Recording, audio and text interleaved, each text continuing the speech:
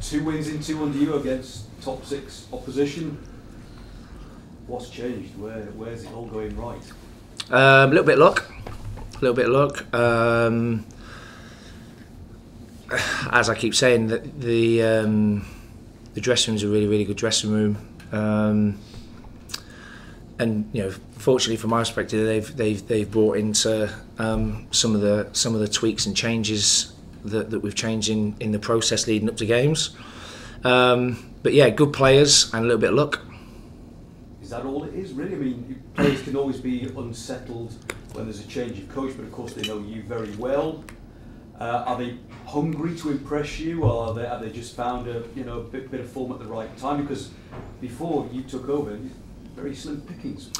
Yeah, I don't think they're hungry to impress me. I think they enjoy playing for the football club. I think they've demonstrated that for last season and the majority of this season. I think even when the results weren't what we wanted them to be, I don't think it was through a lack of trying, a lack of effort. All I've tried to do is just make some of the things leading up to the game a little bit clearer. How I would do it if I was in that position of being the head coach. But as I always say, they're just a really, really good group. They're an absolute pleasure to work with. They're really receptive to the information. They want to do well for the football club. They want to do well for the fans. And in terms of my responsibilities, it's been a kind of seamless transition because nothing behind the scenes, nothing drastically has changed in terms of my responsibilities and my relationship with the players. Bristol City this week. Sorry, Simon. One more. Bristol City this weekend. I think they've got 1 point in the last 4 games. So on paper, a good time to be playing them. Of course, if you win it, a lot of fans are going to be saying, "Right, just give it to Mike," even if it's just at the end of the season. But come on, he's got the magic touch. Yeah, and it's not lost on me if I lose it what they'll be saying as well. So, look, I think they're a better team than what the kind of results have demonstrated and what the stats are saying. I think the coach is a really, really good coach. Liam has a similar background to me in terms of came through the academy system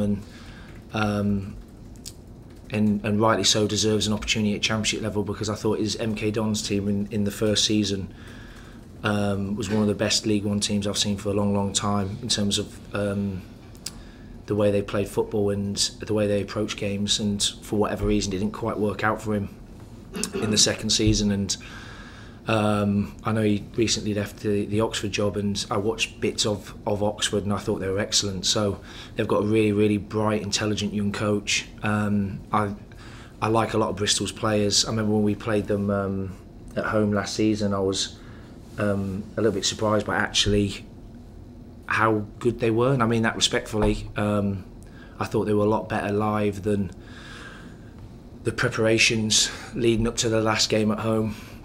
So it's going to be a really, really tough game. As I said, I think their results haven't completely reflected how well they've played, and I don't think the table is completely reflective of the quality of opposition that we're going to come up against. Reflects your place in the way you're performing at the moment, though, doesn't it? 6th place on a good run, all to play for, not even halfway through the season yet. Definitely, and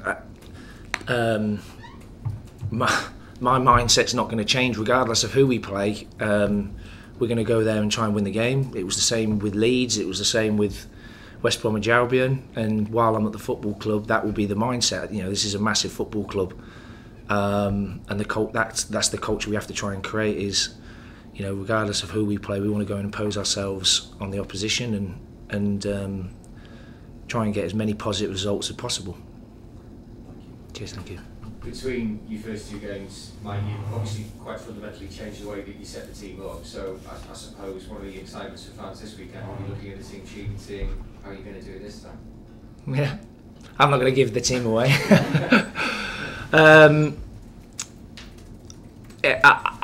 I think what Tuesday did demonstrate is And it's not lost on me. It could have gone. It could have gone either way. It could have been.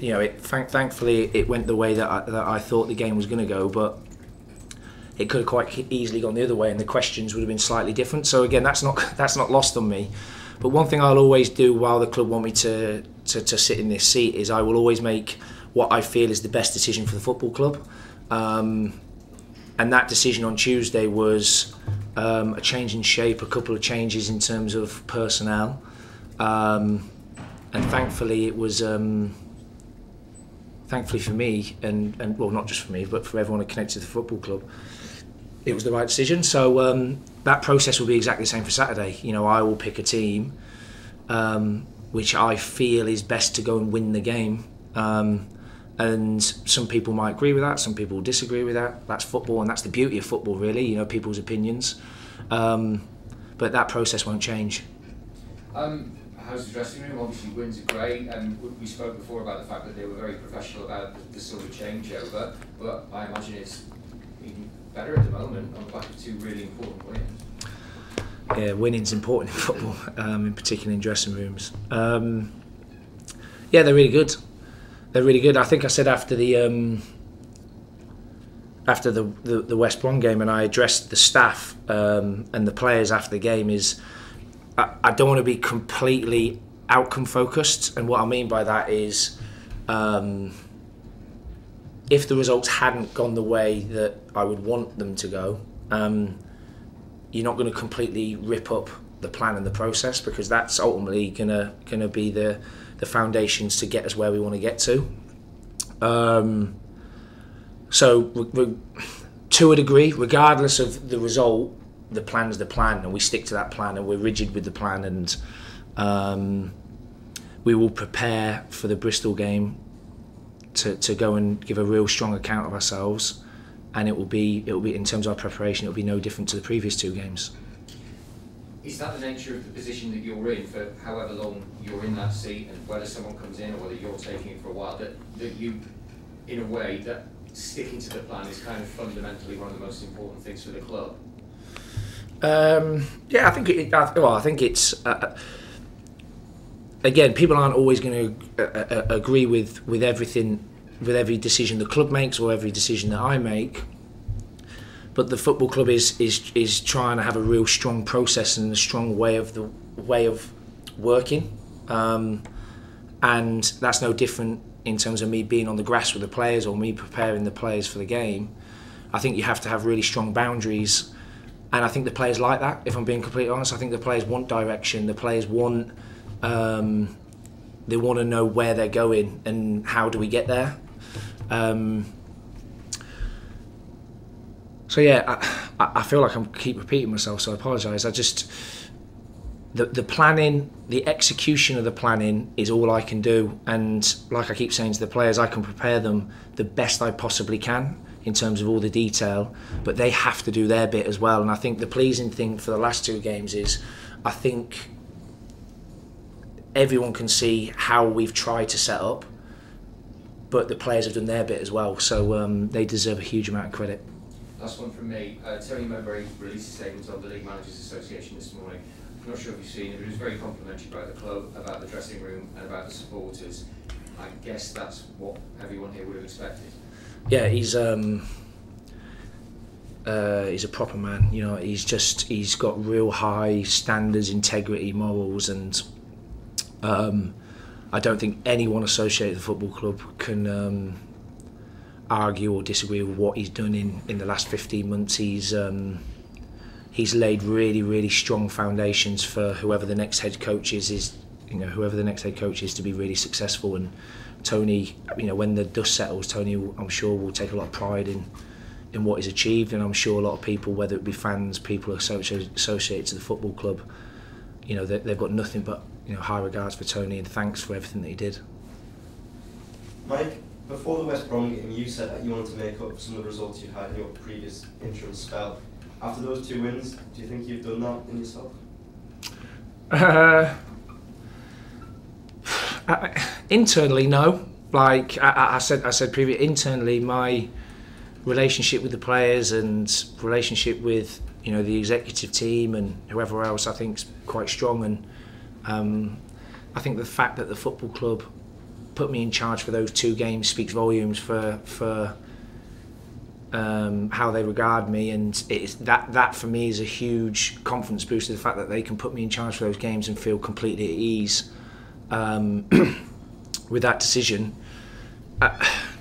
I'll be honest with you, I don't think about it a huge amount. It's just something that kind of keeps cropping up and keeps cropping up. From my perspective, I'm a young coach, or I think I'm a young coach anyway. I have complete self-belief in terms of the way I work. I think I'm a good coach. There's a lot of things I need to be better at. I'm human. I'm going to make mistakes. Last time I took the team, I made some mistakes. That's clearly obvious. And thankfully, this time it's gone a lot better. And that's pretty much where my mindset is. In your opinion, having worked with this group of players, obviously you've had 2 wins in this period so far, but just looking at that whole season, how much can they achieve in the rest of the season, both in the league and in the club? Look, they're a really, really talented group. They're a good group. There is a group, whether they're a senior lad or a younger lad with less league experience. The whole group wants to get better. They want to play for the football club. They appreciate the privilege that they have to play for this football club. And I've said this before, and I mean this really, really respectfully in terms of the other clubs that have gone up, and I use Luton as an example, as a positive example.